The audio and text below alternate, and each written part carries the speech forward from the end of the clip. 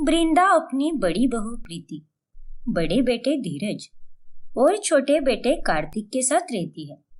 कार्तिक की शादी की उम्र हो चली थी और ऐसे में वृंदा उसकी शादी आरोही नाम की एक लड़की से तय करती है, जो कि बहुत काली होती है। वृंदा आंटी, मैं दिखने में कितनी बदसूरत हूँ और उसके बावजूद भी आप मुझे अपनी बहू बनाना चाहती हो? हाँ बेटी, हमने ना कभी काले गोरे में फर्क किया है और ना ही कभी करेंगे, क्योंकि हमारे नजरिए से सुंदरता बाहर से नहीं होती। अरे वो तो अंदर से होनी चाहिए।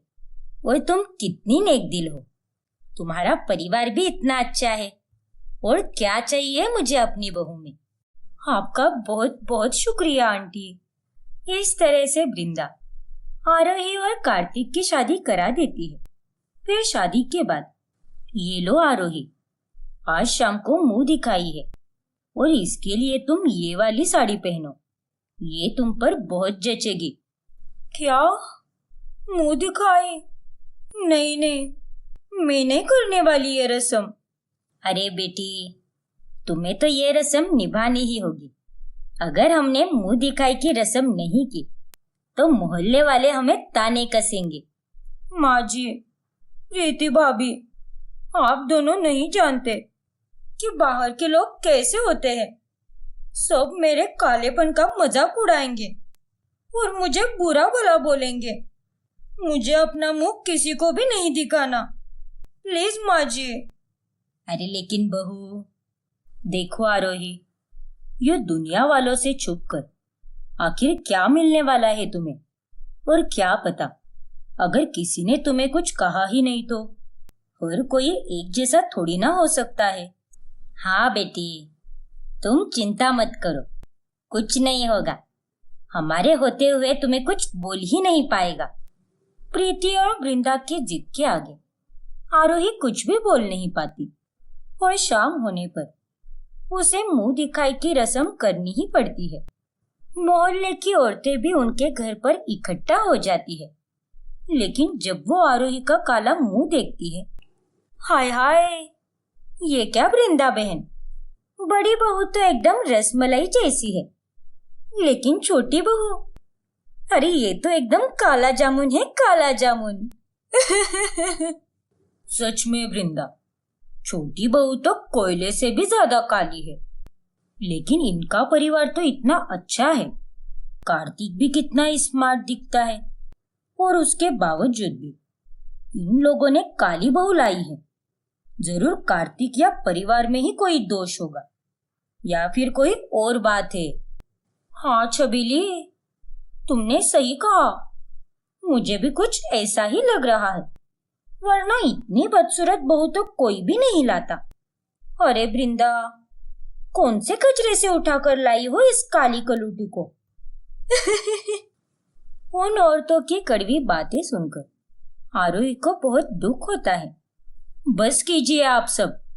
अरे चुड़ैलो, तुम सबकी तो ऐसी की तैसी। मुझे लगा कि सब समझदार हो, लेकिन नहीं, तुम लोगों ने भी अपनी औकात दिखा ही दी।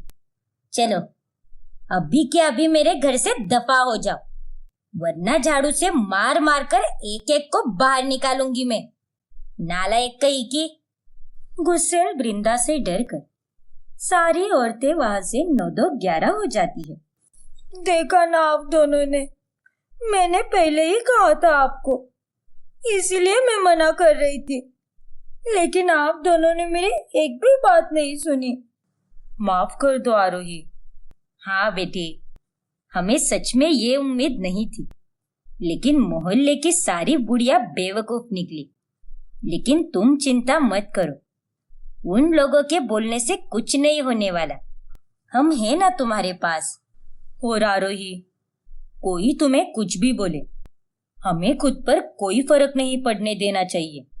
और तुम जैसी भी हो, बहुत ही खूबसूरत हो और मन की एकदम साफ हो, मेरा यकीन मानो आरोही।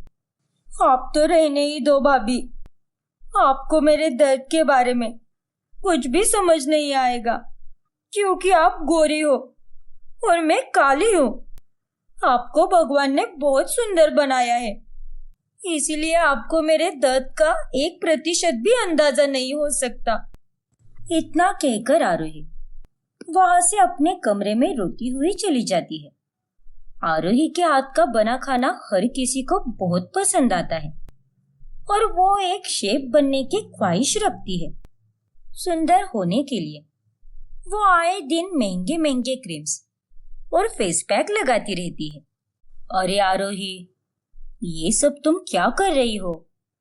तुम्हें ये सब लगाने की कोई जरूरत नहीं है, क्योंकि तुम मन की अच्छी हो। तुम्हें बाहर से अच्छा दिखने की कोई जरूरत नहीं है। अरे भाभी, आप नहीं समझ पाओगी, क्योंकि आप दूध जैसी सफेद हो, लेकिन एक मैं हूँ जो काले अंधेरे जैसी काली हूँ। बचपन से लेकर आज तक हर किसी ने मेरा मजाक उड़ाया है, मेरा कितना तिरस्कार किया है। ये दुनिया बहुत जालिम है भाभी, इसलिए आप मुझे अपने हाल पर छोड़ दीजिए और मुझे अपने काले रंग को हटाने दीजिए। देखो आरोही, तुम्हें खुद से प्यार करना होगा और खुद को इस रंग में स्वीकारना होगा। और ये सब करने की जगह तुम अच्छे काम करो ना, क्योंकि इंसान की खूबसूरती उसके कर्मों से झलकती है, ना कि उसके तन के रंग से। आरोही प्रीति की बात पर गौर ही नहीं फरमाती। फिर एक दिन आरोही अपने घर के गार्डन एरिया में सूखे हुए कपड़ों को बकेट में भर रही होती है। तभी अचानक से वहां पर मौसी जी दामिनी आती है। दामिनी को लगता है कि आरोही एक चोरनी है, इसीलिए वो उसके पास पड़ी लकड़ी उठाकर आरोही को मारने लगती है। चोरनी कही के करेगी चोरी? बोल, करेगी चोरी? लेकिन मैं कोई चोरनी नहीं हूँ, आप मुझे मार क्यों रही है? अरे दीदी, रुक जाइए, ये कोई चोरनी नहीं है, बल्कि ये तो मेरी छोटी बहू आ रही है, कार्तिक की लुगाई। हाँ मौसी जी। क्या? हाँ मौसी जी, मेरी हड्डी पसली एक कर दी आपने तो। अरे चुटकी, तुझे हमारे कार्तिक के लिए और कोई लड़की नहीं मिली क्या? दुनिया की सारी सुंदर और गोरी लड़कियां कहीं मर गई थी क्या, जो तूने इस कल्लो के साथ अपने कार्तिक की शादी करा दी? अरे दीदी, काली है तो क्या हुआ, मेरी छोटी बहू बहुत ही गुणवान और सुशील है। आप इससे पहले नहीं मिले हो ना, देखना ये आपका दिल जल्द ही जीत लेगी। और इसे काली मत बोलिए, असल में तो ये बहुत ही अच्छी है। दिख रहा है कितनी अच्छी है। अरे इससे अच्छी तो मेरी मोहल्ले की कचरे वाली दिखती है, काला टीका कही की। इतना कहकर दामिनी अंदर चली जाती है।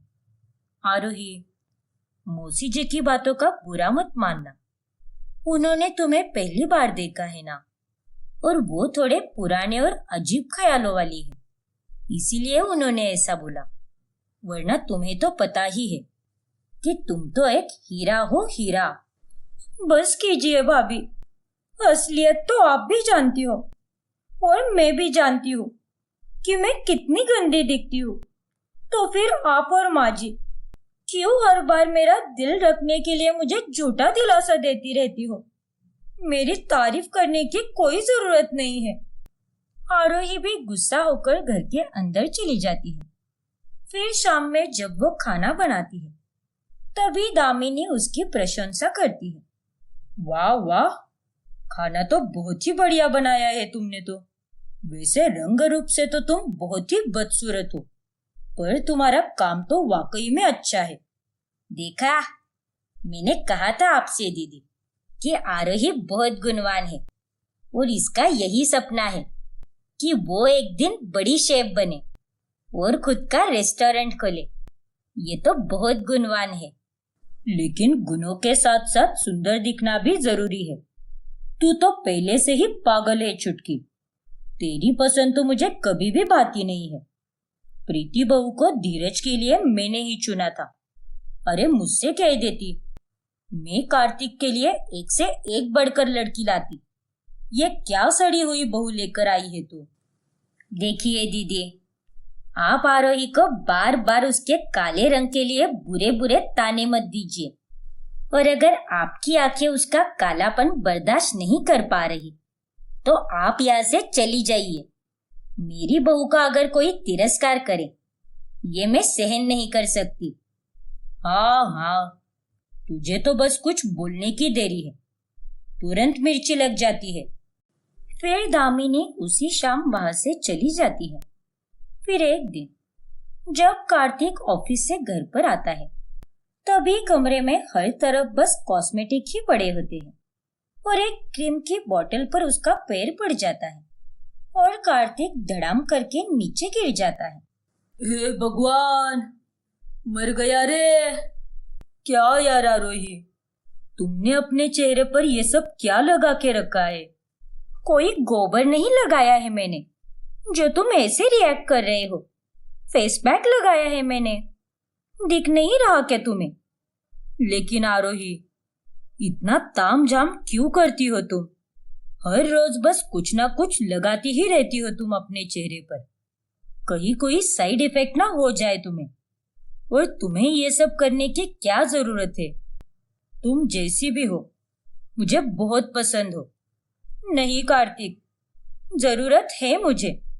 मुझे लगा था कि शादी होने के बाद मुझे लोगों के ताने सुनने नहीं मिलेंगे, लेकिन नहीं, शादी के बाद भी मुझे सब बुरा बुरा ही बोलते हैं। जब मैं स्कूल में थी और उसके बाद कॉलेज में, हर कोई मेरा मजाक उड़ाता था। लेकिन मेरी एक सहेली ने मुझे कहा है कि इस फेस पैक से मेरा काला रंग गोरा हो जाएगा, इसीलिए चाहे जो हो जाए, मैं अपने काले रंग को गोरा बनाकर ही रहूंगी। आरोही की बातें सुनकर कार्तिक अपना सर पकड़ लेता है। फिर एक दिन आरोही, प्रीति और वृंदा तीनों एक फंक्शन में जाने वाली होती है।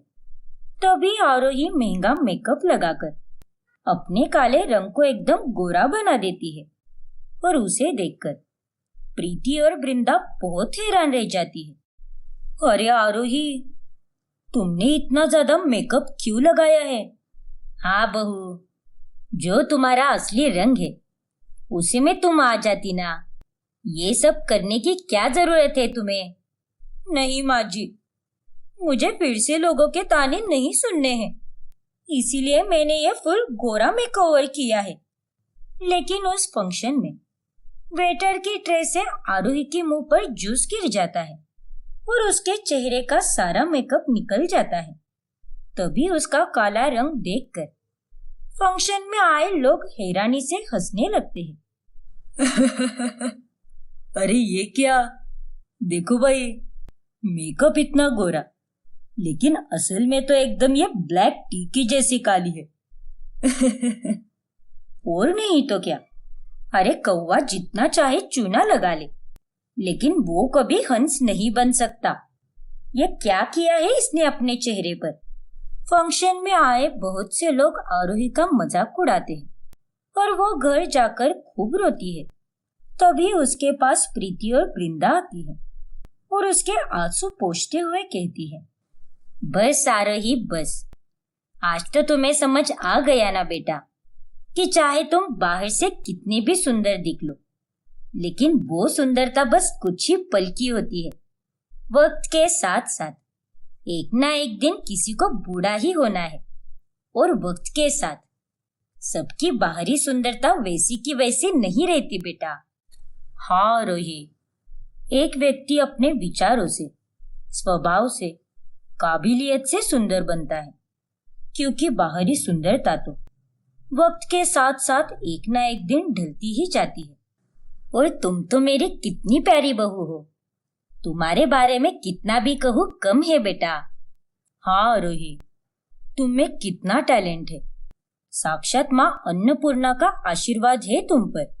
और तुम हो जो अपने सपने को पूरा करने की कोशिश ही नहीं कर, बल्कि बाहर से सुंदर बनने की कोशिश कर रही हो।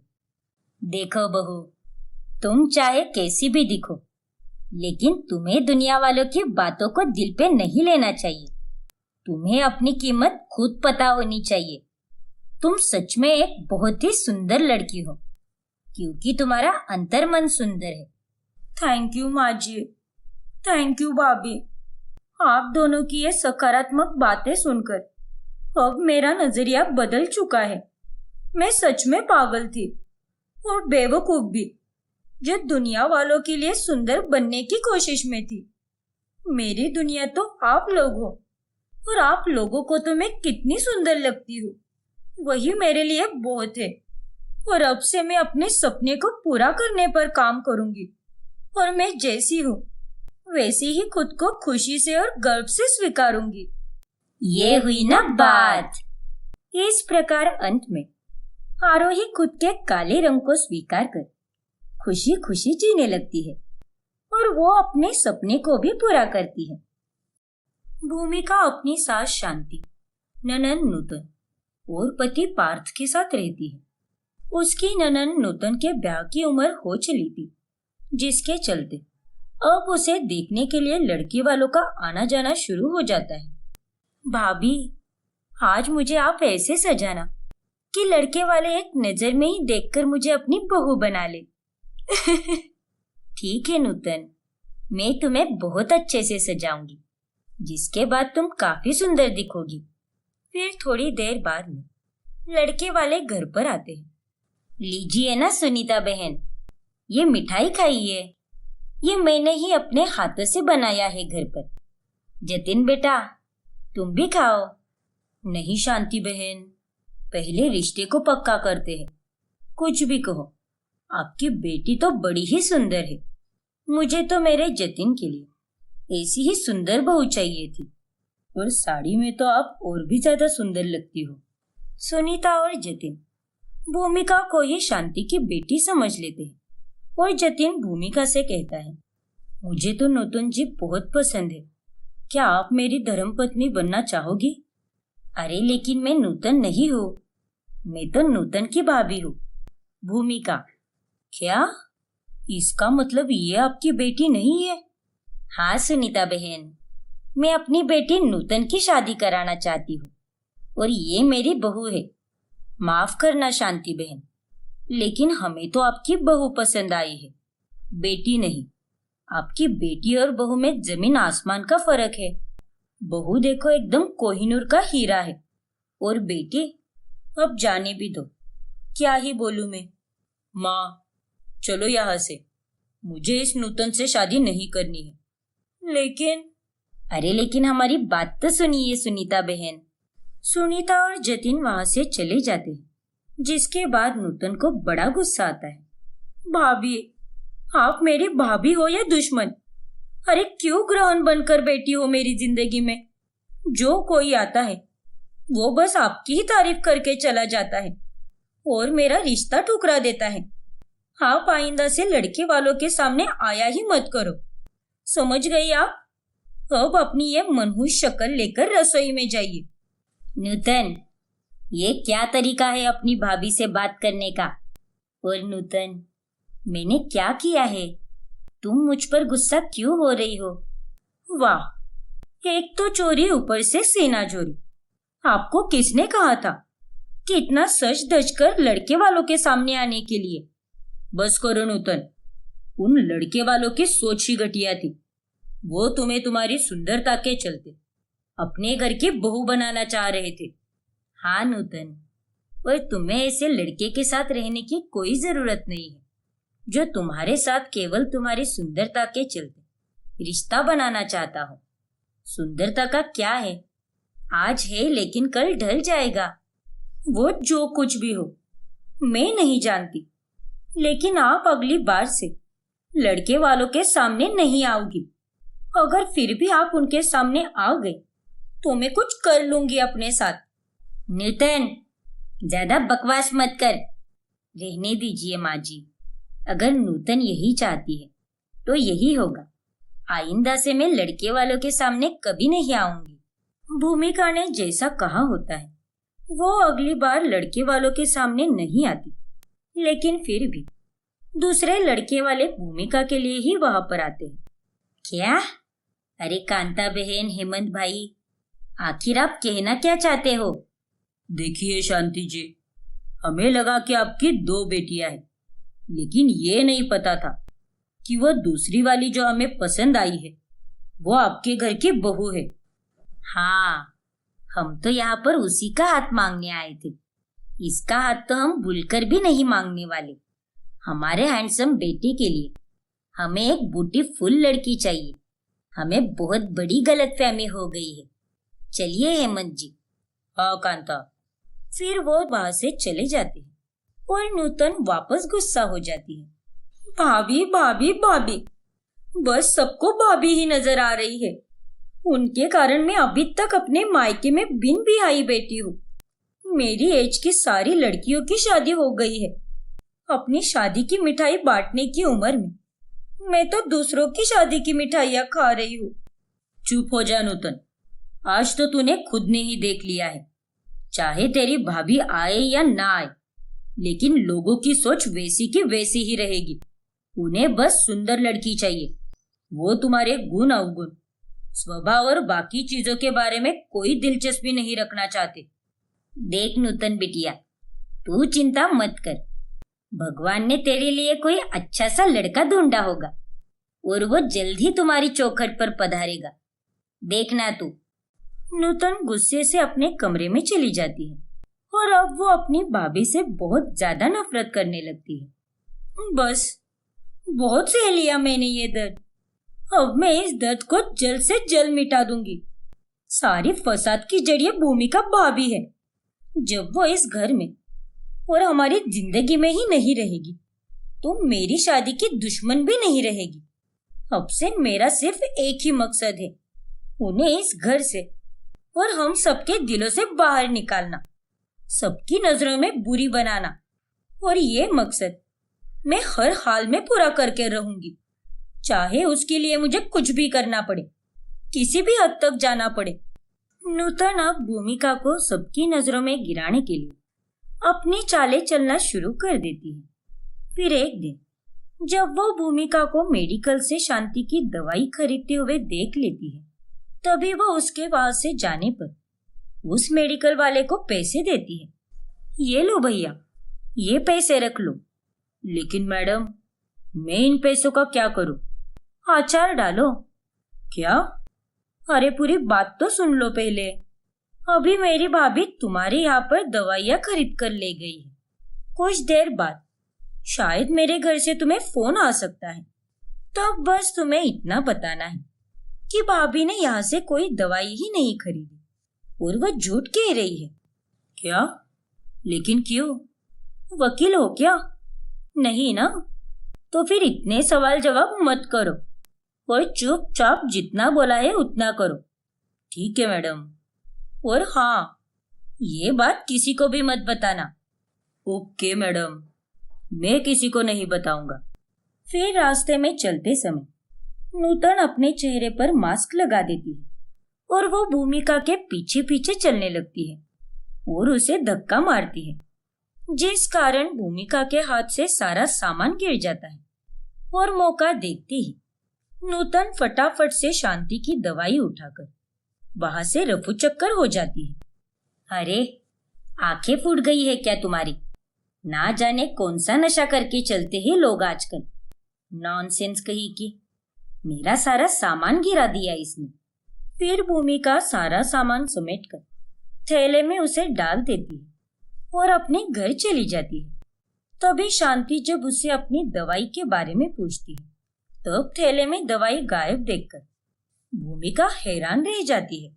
अरे, ये क्या? तुमने मेरी दवाइयाँ नहीं लाई बहू? तुम इतनी लापरवाह कैसे हो सकती हो? तुम अच्छे से जानती हो, अगर मैंने ये डोज नहीं लिया तो मेरी तबीयत कितनी खराब हो सकती है। नहीं माँ जी, ऐसी बात नहीं है।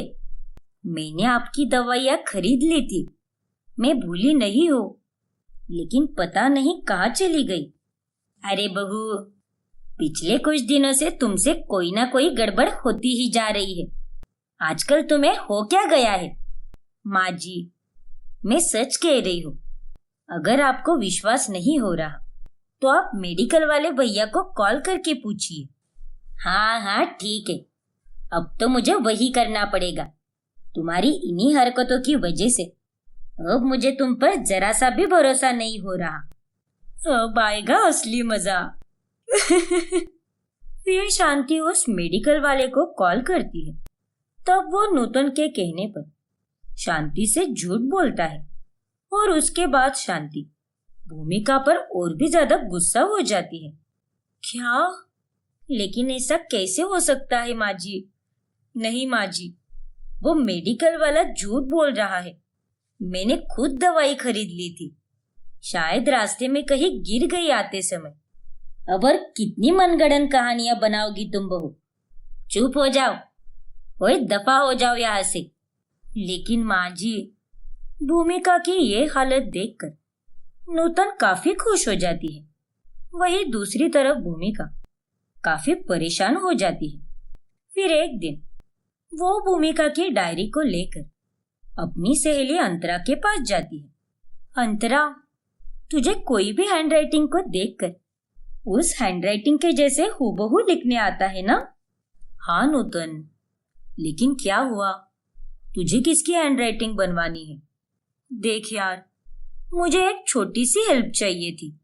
हाँ बोल ना नूतन, तू जो भी बोलेगी मैं वही करूंगी। ये देख डायरी, इसमें जैसी भी हैंडराइटिंग है तुझे सेम टू सेम वैसे ही हैंडराइटिंग निकालनी है और जैसे जैसे मैं बोलूंगी तुझे भी सेम इस डायरी में वही लिखते जाना है।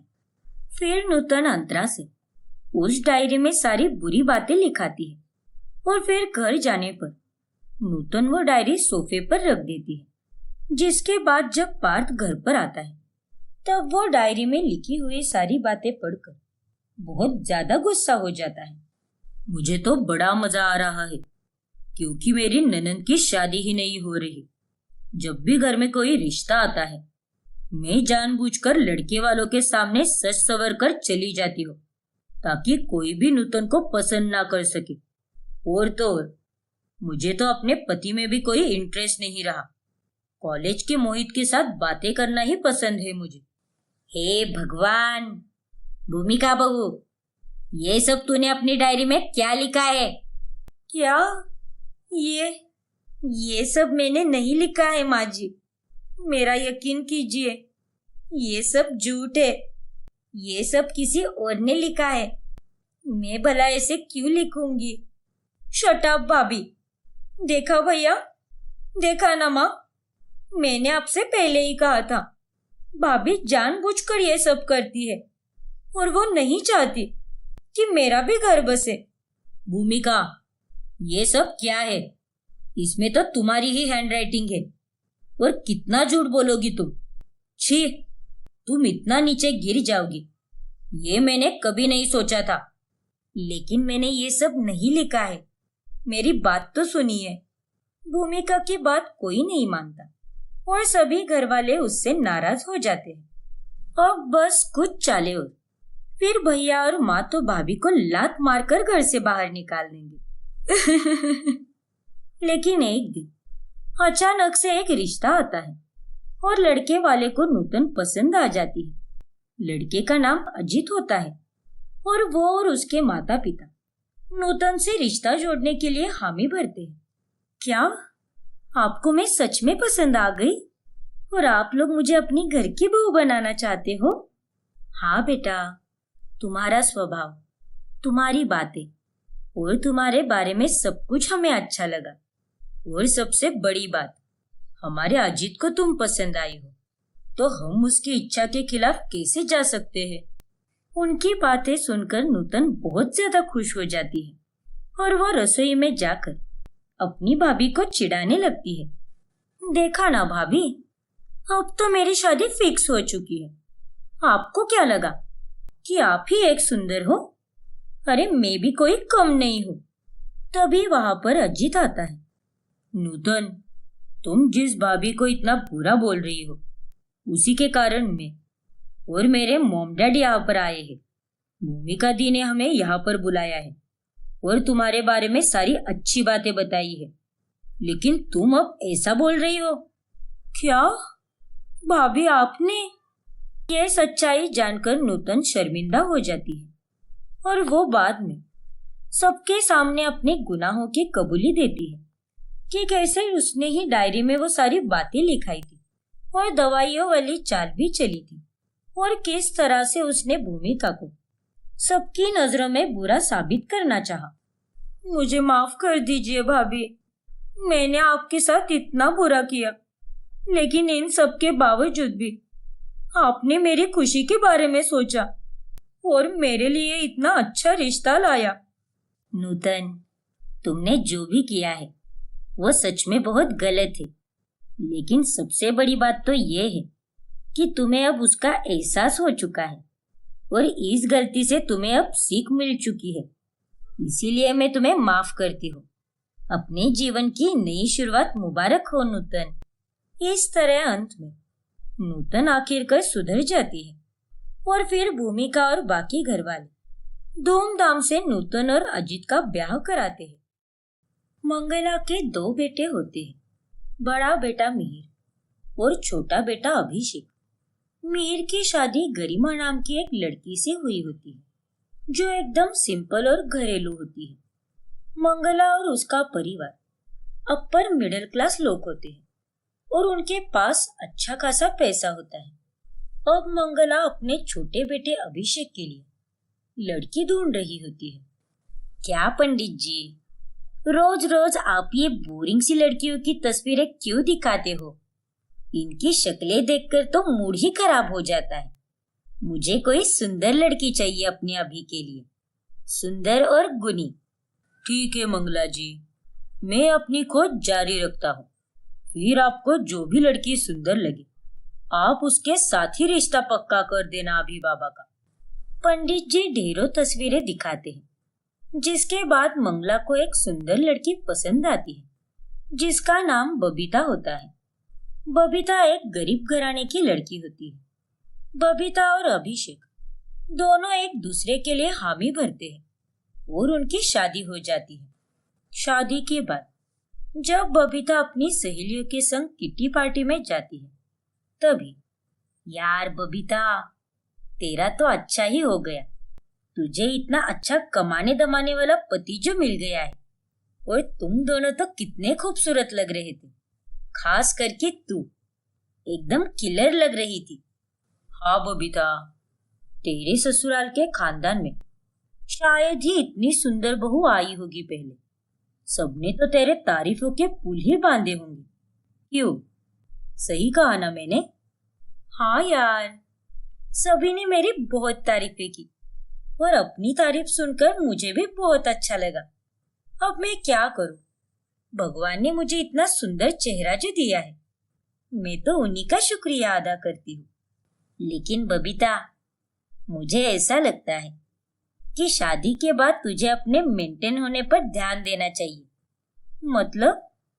अरे इसके कहने का मतलब ये है कि अब जब तू इतने अच्छे घराने की बहू बन गई है, तो उसका थोड़ा बहुत फायदा ले। उनके पास बहुत पैसा है, तो तू अपनी सुंदरता को और निखार सकती है।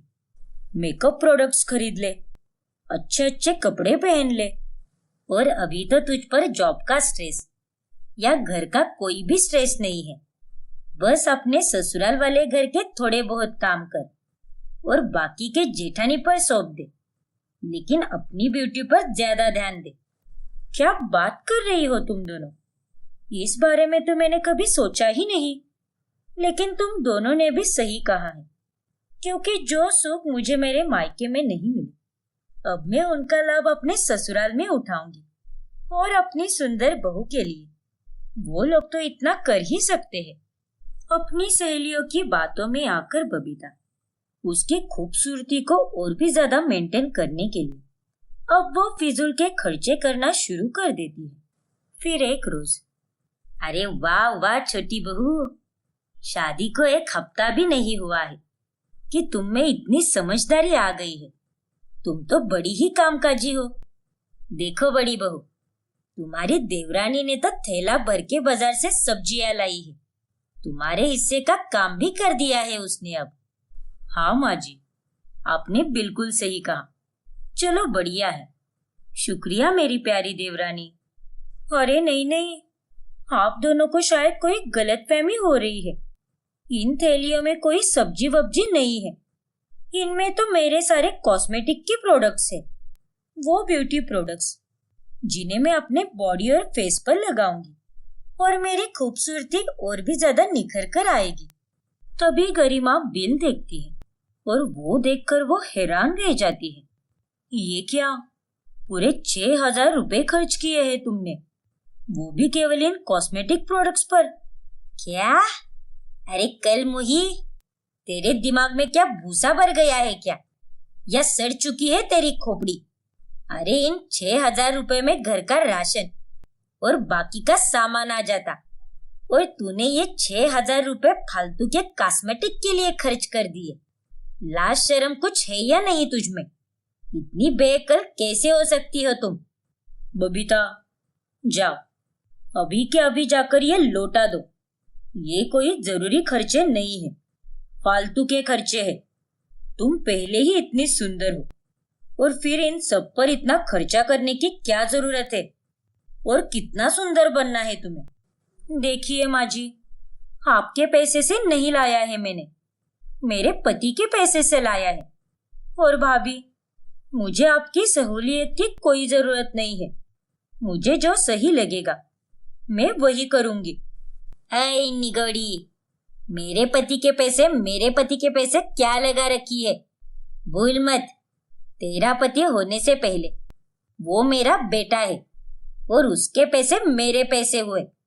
देखिए, आप दोनों को जो बोलना है बोलते रहिए, लेकिन मैं इन प्रोडक्ट्स को वापस नहीं करूंगी, बल्कि इनका इस्तेमाल करूंगी, समझे आप लोग? फिर बबीता उन प्रोडक्ट्स को इस्तेमाल करती है और जब मंगला अभिषेक को ये सारी बातें बताती है तभी, अरे जाने भी दो ना माँ, क्या छोटी छोटी बातों को लेकर बैठ गई। बबीता ने बचपन से ही गरीबी देखी है, अब जब उसे जो चाहिए वो सब मैं उसे दे सकता हूँ, तो उसमें क्या प्रॉब्लम है? थोड़ी ना रोज रोज वो ये सब मांग रही है, कभी कभार तो चलता है ना माँ। वाह बेटा वाह, ठीक है, देख तू ही अपनी बीवी को।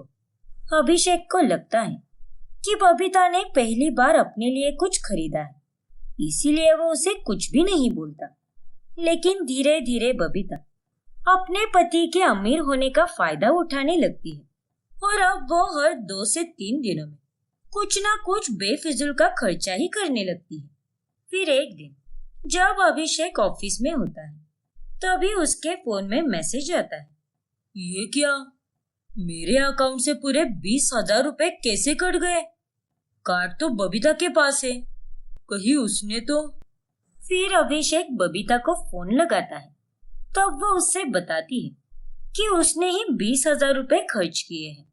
हाँ अभिषेक, मैं आज पार्लर गई थी, वहां मैंने nails, eyebrows, facial, manicure, pedicure, body wax, ये सब कुछ कराया है और भी बहुत कुछ कराना था मुझे, बट सोचा इस बार तुम पर थोड़ा रहम कर लूं। लेकिन बबीता, इतना सब कराने की क्या जरूरत थी? अभी 2 दिन पहले ही तुमने इतने महंगे प्रोडक्ट्स खरीदे किए हैं। देखो अभिषेक, तुम्हें तो मेरा शुक्रगुजार होना चाहिए, वरना तुम जैसे बंदर को इतनी सुंदर बीवी कभी नहीं मिलती, और इतनी ब्यूटीफुल बीवी मिली है तो उसके ऊपर खर्चा तो करना ही पड़ेगा ना।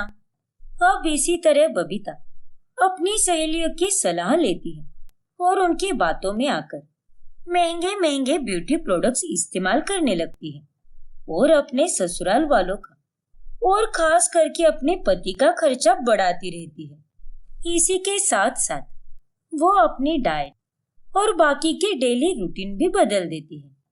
हे भगवान, मैंने इस लड़की को कब का कहा था कि मेरे लिए सूखे फुलके बना दे और बाकी सबके लिए तेल वाली चपातियां, लेकिन इसने मेरे लिए तो फुलके बनाए ही नहीं। कोई बात नहीं माँ जी, मैं बना देती हूँ, अब गुस्सा मत होइए। नहीं नहीं बड़ी बहू, तुम क्यों बनाओगी? ये काम मैंने उसे सौंपा था तो वो ही पूरा करेगी। बुलाओ उसे, अपना डाइट का खाना बनाना बराबर आता है उसे, लेकिन बाकी घर वालों की तो उसे कुछ भी नहीं पड़ी। लेकिन माँ जी, बबीता तो कब की सो चुकी है, वो आजकल जल्दी सोने लगी है। कहती है कि ब्यूटी स्लीप लूंगी तभी तो ब्यूटीफुल दिखूंगी। हे भगवान, इस लड़की ने तो मेरे नाक में दम करके रखा है। अब घर में सभी लोग बबीता के दिन ब दिन बदलती हरकतों से परेशान होने लगते हैं। फिर एक रोज सुबह सुबह डिलीवरी बॉय 25,000 की साड़ी लेकर दरवाजे पर दस्तक दे देता है और बबीता उसे 25,000 दे भी देती है। और उसे पैसे देते हुए देखकर अभिषेक हैरान रह जाता है। बबीता, तुमने पूरे 25,000 रुपए निकाले मेरे कार्ड से। मैंने तुम्हें कार्ड देकर सच में एक बहुत बड़ी गलती कर दी है। अरे नास पिटी कलमुही, 25,000 की साड़ी कौन पहनता है? ये सब क्या नौटंकी लगा रखी है तूने? देखिए माँ जी, अभी मुझे अपनी एक अमीर सहेली की शादी में जाना है और अगर मैं महंगे कपड़े नहीं पहनूंगी तो सुंदर कैसे लगूंगी? अब 1,000 या 2,000 की सिंपल सूती साड़ी, ये सब पहनकर तो मैं नहीं जा सकती ना वहां पर। इसीलिए मैंने ये 25,000 वाली डिजाइनर साड़ी मंगवाई। हे राम, ये सुंदर देवरानी तो सच में बड़ी महंगी निकली। जब से घर में आई है तब से घर में फिजूल के खर्चों की बौछार ही हो रही है। भाभी, आप तो अपना मुंह बंद ही रखो, क्योंकि मैं अच्छे से जानती हूँ कि आप मुझसे जलती हो। अब क्या कर सकते हैं, आपको भगवान ने चमगादड़ जैसी शक्ल जो दी है, लेकिन मुझे तो एकदम हूर की परी बनाकर भेजा है। इसीलिए मुझे इस चांद जैसे चेहरे का ख्याल तो रखना ही पड़ेगा ना। देख रहा है ना अभी बेटा, कैसे चपड़ चपड़ बोलती है ये बदतमीज लड़की। माँ जी, क्या गलत कहा मैंने? सही तो कहा है। क्यों, हूँ कि नहीं मैं खूबसूरत? बस बबीता, बहुत हो गया तुम्हारा अब। अरे एक गृहिणी तो अपने घर के लिए पैसे बचाया करती है। भाभी को ही देख लो ना, वो चाहे तो वो भी अपने ऊपर ये सब खर्चे कर सकती है, लेकिन उनमें उतनी समझ है कि कहाँ पर पैसे खर्च करने चाहिए और कहाँ पर नहीं। लेकिन तुम बस एक अमीर ससुराल में आकर अपने ससुराल वालों के पैसे और उनके अच्छेपन का फायदा उठा रही हो, और कुछ नहीं। हाँ अभी बेटा, तूने बिल्कुल सही कहा। देखो बबीता, अगर तुमने ये अपने बेफिजूल के खर्चे बंद नहीं किए तो मैं तुम्हारे माँ पापा से तुम्हारी शिकायत कर दूंगा, जिसके बाद तुम भी जानती हो कि वो लोग कितना गुस्सा होंगे। मुझे मजबूर मत करो कि मैं तुम्हें अपनी जिंदगी से ही निकाल दूं। बबीता, ये बात जरूरी नहीं है कि सुंदरता ये मेकअप, फेशियल और सुंदर कपड़े और बाकी सारी चीजों से ही आए। अरे असली सुंदरता तो व्यक्ति के स्वभाव से, उसके अच्छे कर्मों से और उसके मन से झलकती है। सबकी बातें सुनकर बबीता को अपनी गलती का एहसास हो जाता है और फिर वो सबसे माफी मांगती है। मुझे माफ कर दीजिए आप तीनों। अभी आज के बाद मैं ये फालतू के खर्चे कभी नहीं करूंगी। मैं भटक गई थी अभी, लेकिन अब मेरी अकल ठिकाने पर आ गई है। मैं समझ चुकी हूँ कि मैं कितनी गलत राह पर चल रही थी। फिर उस दिन के बाद से बबीता उसके अनावश्यक और बिना काम के खर्चे करना बंद कर देती है और जैसी है उसी में सुखी रहकर अपने ससुराल वालों के साथ खुशी से रहने लगती है।